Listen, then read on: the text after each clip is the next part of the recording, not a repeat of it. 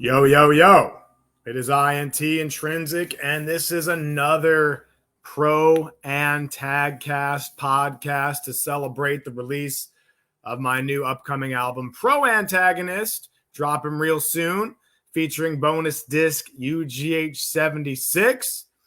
And of course, featuring this next guest who's always down to grind with UGH, third Tripp in the motherfucking building. So before I bring them on, because I know you're like waiting for me to bring them on, I'm going to say a few things. That right there is the new album cover. There. It's Pro Antagonist. You can go on to Underground Hustlin' store at ughstore.com, pre-order a shirt, CD, sticker, bonus disc, and of course, you can be featured on this particular podcast as well. Get a shout out on the album, get your name in the CD insert, all sorts of ways to get involved if you're an INT or UGH supporter. So with that being said, without further ado, we got third Tripp in the house. What's going on, guys? I see Denny P and Magix. What's cracking, my friends? Yeah, dude. Yeah, man. Just super stoked to be on. Yeah, dude. It's been a good day. It's been a good day. Oh, yeah. Right on. Good to see you guys. Let's get right into it without wasting too much of our time or the viewers' time. Third Tripp, how did you come up with the name? Did you guys meet each other on your third trip? So I think basically between the two of us, this is our third attempt at having like a legit band. We've been in lots of bands together over the past 17 years, pretty much, I would say. And it's our third like legit attempt at it, and so far it's the most successful. So dope. Third we used to be in like a kind of like hardcore, I don't know, kind of like grindcore band back in the day. Yeah, it was pretty like. So this is y'all's third project together. Yeah. Yeah. Oh, cool. Yeah. So he's got like his brother plays drums and shit in the old band, so it's pretty cool. Yeah, a couple rock bands before this and everything, and started doing the hip hop punk rock stuff, and now we're here right now with Third Tripp. Word. Well, let's go back to the beginning. The first UGH you guys were on. What number was that? 70. 70. So that was AXE, man. Yep. Yes, sir. And how did you hear about it? Have you heard about it before, or did you just sort of like find out about it when AXE announced they were hosting? Yeah, I guess I heard about it. I think the first time was when Lex was hosting it. And yeah, I heard about it then and didn't know a whole lot about it. Kind of started slowly learning. And then, we basically just kind of talked together. And then I think you had reached out to us or something. And then we got on that Twisted show. And that's kind of what started the whole movement right there for us. Absolutely. The Twisted show. Yeah, I think that was like 2019. 2019, I want to say. Not too long ago. Well, thanks for grinding with us for 3 years now. Let's see. You guys have collabed. We talked about this on the Phantom one, but we can talk about it in more detail. I think the first big collab you guys had was with Lex, or was it Boondocks? So it would have been our Blaze collab. Yeah. Which was the one that we had on GH 70. 70. Okay. Nobody's. Oh, yeah. Blaze, that was he did the hook, right? Yes, sir. Yeah. So that was a dope song. And what do you feel like the best collab you guys have done thus far has been for the UGH series or in general? Shit. I guess I really like the Blaze one. I've been digging that to this day. That was our first one and everything. I think it turned out really, really well. I don't know if we were just like so excited to be jumping into a whole new project like that, but I think for me, my answer would probably be Blaze, Nobody's. Yeah. Nice. I think just because of like the uniqueness of it, I would have probably said the Gmo collab. So we had on 71. Yep. So from the get-go. Yep. Yeah. That shit's dope. I remember that one. I'm probably being Ron Rubel says whoop whoop. Stir Crazy gives us 3 thumbs up. Um, I'm partial to the Boondocks track, man, just because I'm on it too. But I think that shit was dope, man. Yeah, and the video was fire. Like that was Yeah, spot on. yeah, the whole package was dope. And I know you guys just did a show Sunday, was it, or Yep. Saturday? Tell us Sunday. about Yeah. that. How was that show? Phantom sent me the YouTube clip, and it looked pretty sick. Oh yeah. We had a blast. For one of the local legends that passed away a couple years ago, I believe, and so putting it on for him, it was pretty rad. I think overall it was one of our best shows that we've done in the recent years for sure. Okay. Yeah, it was cool. Tell us about the set just, list. Like, how did you pick the songs you were going to do, and how long was the set, and like.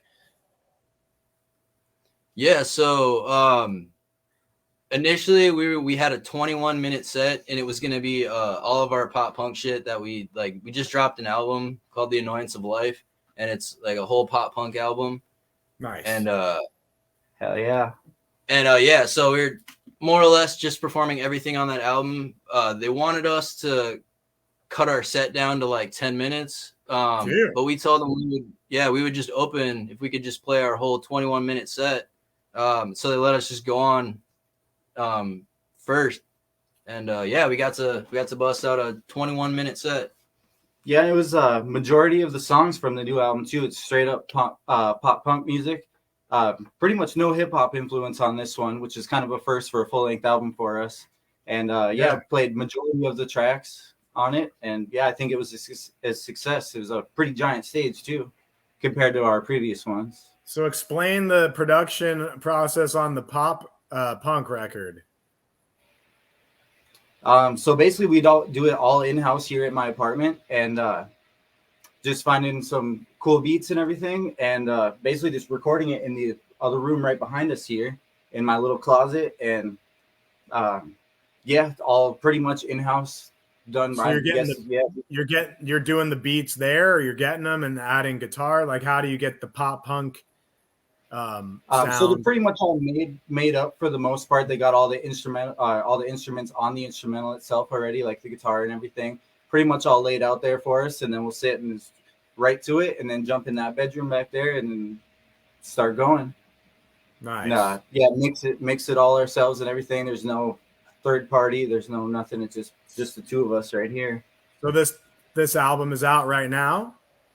Yep, it actually just dropped last Saturday. We got our physical copies. So nice. Is it on pretty limited Spotify? Is it on Spotify and stuff? It is not on Spotify, unfortunately. Okay, so we're gonna have to get people to hit you up direct, which I'll put all the links in the description for to get their hands on some copies, or to hear some of the digital files as well. So do you ever plan on bringing the pop punk to the UGH, or just keeping this hip hop shit for the UGH stuff? That is a good question. Yeah, I mean, I feel like between the two of us, we'd probably love to do that. Yeah, absolutely. And I mean, like, not that we've necessarily thought we were gonna do it like soon, but you know, there's like certain collabs that I guess like at least you could probably like make happen and everything, or like just trying to like somehow work with like certain artists to do stuff for a UGH album. Right. Sick. Well, my next record after Pro Antagonist is a punk record, so maybe we can do something there. So you guys have been at this a long time. You guys have stuck together as a core. What is your secret to, like, the hardest part in anything, especially music or like relationship, is like working out the differences and moving forward despite adversity, setbacks, what other people say, like, to keep you down. Like, how did Magix and D3, how did y'all like stay together for this long through so many projects? Like, what about each other did you guys sort of commit to, and how's that gonna look going forward? Well, basically, like we said earlier, we've been best friends for the longest time, like pretty much since the beginning. Yeah, early high school. So, and all these different bands. So, like, we kind of have that camaraderie. You know, like we know each other kind of front to back and everything, and been through fucking hell together pretty much for the past many years. And so I think that just builds a really good friendship, and that kind of keeps us both sane together. Yeah. I mean, when you have a team like me, McNasty, Stir Crazy, and then we have a few sort of other people who are, you know, pick up the slack when one of us isn't, you know, it's almost like infinite to what you can accomplish with, you know, one or two or three like lifers, you know what I'm saying? So Yeah, you guys are blessed to have each other because, you know, you guys are going to be making music for years together. And like the longer you stay at it, in my own experience, like if I look back, I'm like, oh man, like when I was in my 20s, I should have went like twice as hard because the older you get, the harder it becomes to like, now you got like families and you got more bills and you got different like weird shit that, you know, when you're in your teens and your 20s, you don't have that stuff and you can just go full throttle at the music. And, you know, the longer you stay with a specific project, generally the more traction you get and the more established and the bigger the fan base is. So, man, I think you guys are going to, I think it's, you know, you guys have some pretty good chemistry. Like, do you guys write together or do you each write your own parts and then just record them and then give feedback, or how does that process work as a duo? Definitely a little of both, I would say. Yeah, especially more recently with this last album. Yeah. So the pop punk, you guys are same, like each guy gets a verse and then maybe you split the chorus, or like. Yeah, kind of like I'll take like half of the hooks and then or like I'll do the hooks on like half of the album and then he'll do the other half of the hooks. Right. And then you just so like this new one, it's like 14 tracks, so we pretty much just split it like 7-7 for the most part. And like this time around too, like I guess kind of for the most part back in the day, I guess we kind of write a little bit separate and then come together. But for this one, we found ourselves kind of sitting here on the couch and stuff, writing a couple of them together. And like, even like really last minute, like we'll both get off work and we're like, oh, we need to push this song out this Saturday or something like that. Even though there's actually no realistic deadline, kind of just push it out right here in the living room, jump back into the other room and bust it out real quick and take it from there, I guess. Yeah. So let's get into UGH 76. We got the I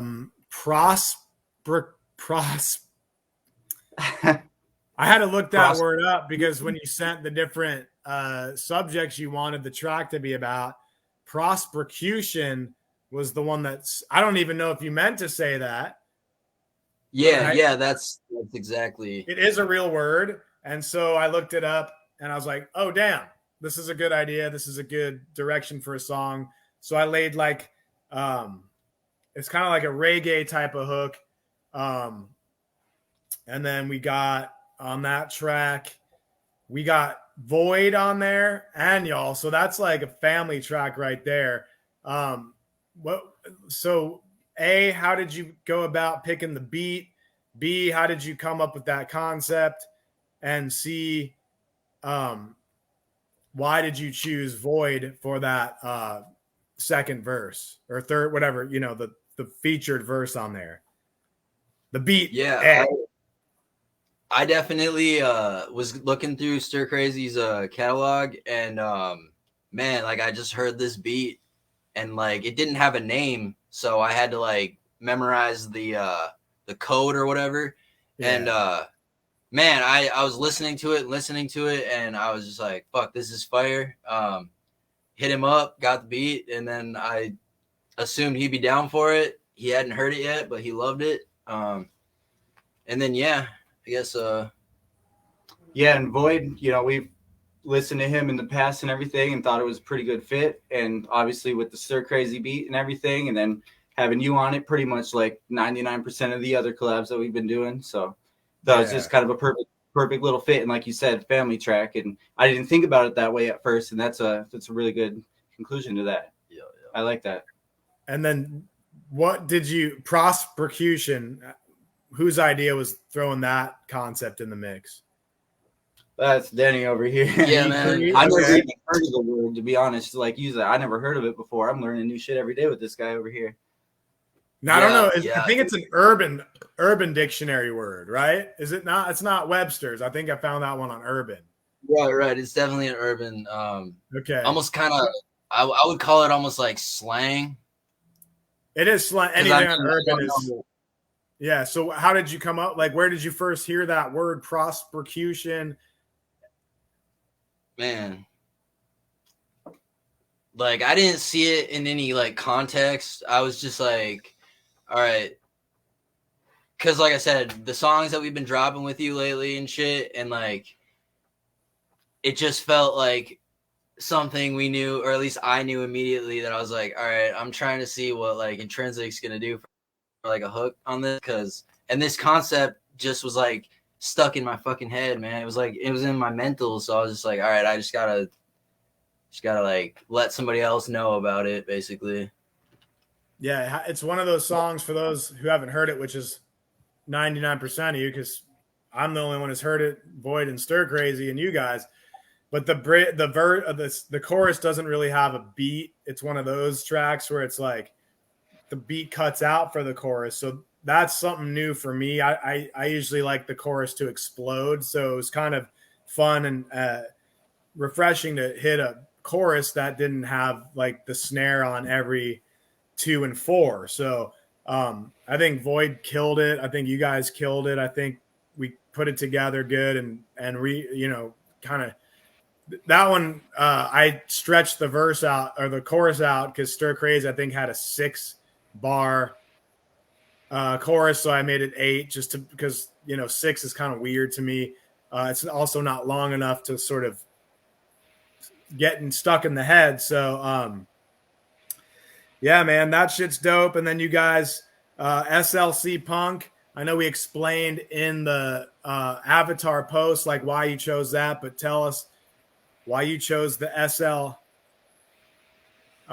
Salt Lake SLC Punk Avatar. Yeah, man.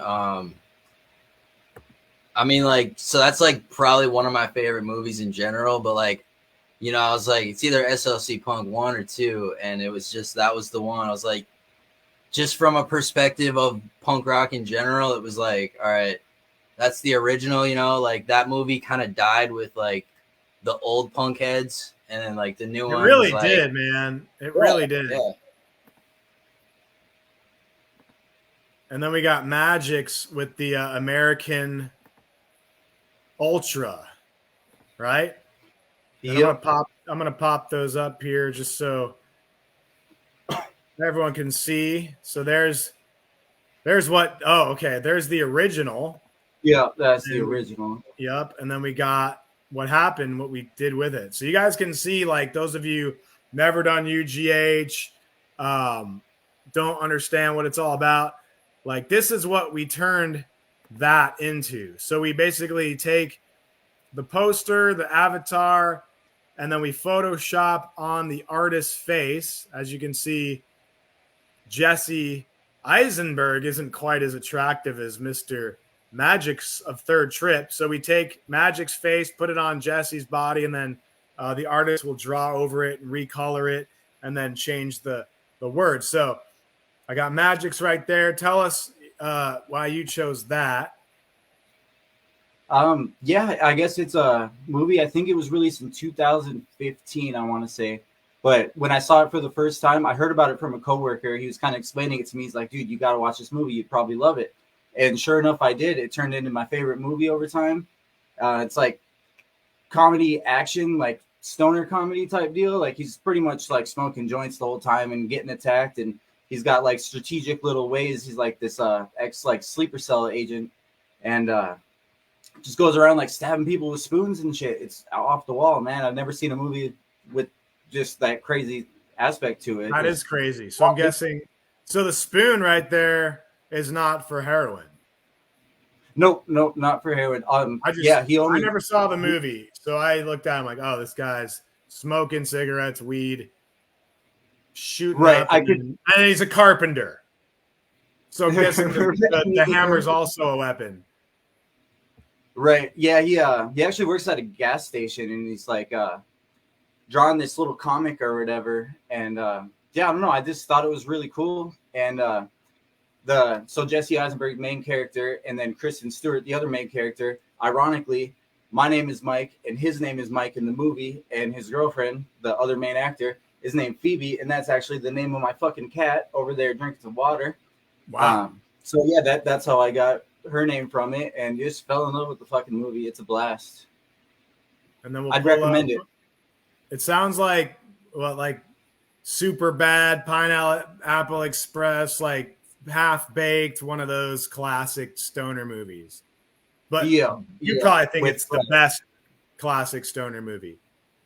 No, not in ways. Yeah, it just has that element of action to it, and I'm not like a huge action person. I like comedy a lot more, but it just got that action in it that just like really hits me, and some like pretty good acting cast on there too. So it clicked, and I don't know. I've named my fucking cat after it, so it's got to say something, right?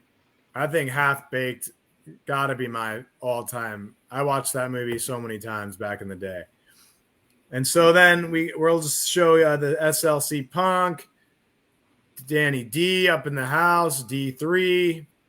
So if you guys out there want to get involved, it's ughstore.com to pre-order the release. I'm also about to pop up those UGH 75 vinyls, which are here now. Jesse just boxed them all up. His internet was down all day, but I think he's trying to ship them tomorrow. So again, if you're just tuning in, UGH 75 vinyl is done. I don't have an order yet up on the web store, and I'm going to tell you guys why, behind the scenes business. But because the 74 vinyls still are not here, I'm like, I can't do vinyls anymore that take almost a year to press. So I found a new guy.